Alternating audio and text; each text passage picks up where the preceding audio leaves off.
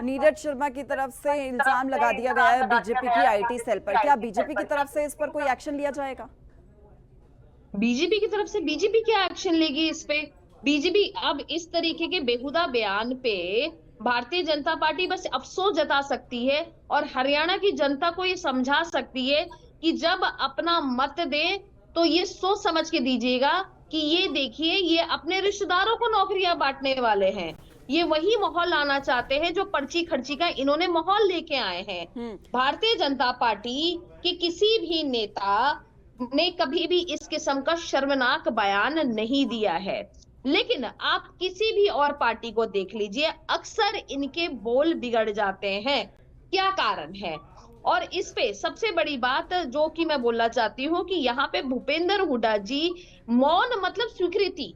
अगर आप किसी सब्जेक्ट पे मौन है, इसका मतलब कि आपकी स्वीकृति है इस पे।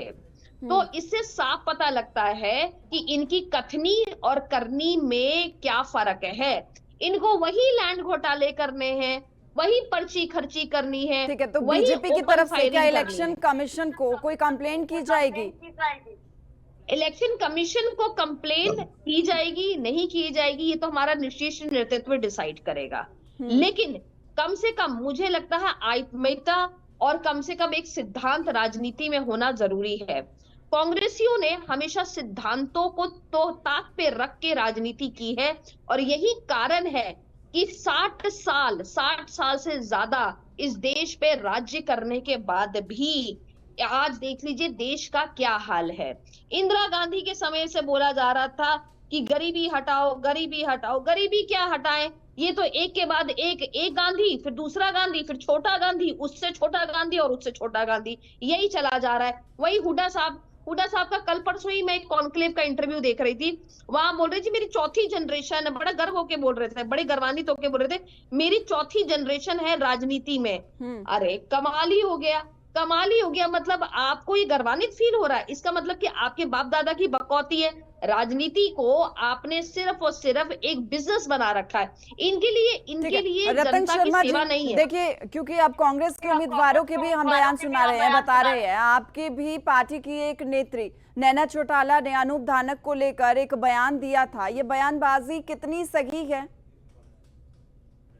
बयान का तो मैं इस प्रकार से समर्थन नहीं करता, लेकिन सच्चाई ये है कि अनूप धानक जी ने जो धोखा दिया है, 2 बार पार्टी ने उनको विधायक बनाया और मंत्री बनाया, दूसरे विधायकों को नाराज करके इनको मंत्री बनाया। जो इस प्रकार से उन्होंने धोखा दिया है, तो जो अंतरात्मा से थोड़ी निकल जाती, कोई बात नहीं है। और बाकी हम सम्मान करते हैं सभी का। और उन्होंने जो धोखा दिया, 2 बार विधायक बनाया इनको। तो आप इस स्टेटमेंट की निंदा नहीं करते हैं? इस तरीके से व्यक्तिगत तौर पर तो टिप्पणी नहीं करनी चाहिए ना। ऐसा पहली बार तो नहीं हुआ कि किसी को अगर किसी पार्टी में मंत्री बनाया गया, नेता बनाया गया, विधायक के तौर पर दिया गया, देखिए भरोसा जताया जनता ने अगर वो दल अपना बदल लेता है, तो क्या इतिहास उठाकर हम देखें किसी भी नेता ने क्या अपने दल को बदला नहीं है? बिल्कुल, ये तो राइट है लोकतंत्र में, आप कहीं भी जो है पार्टियों में जा सकते हैं।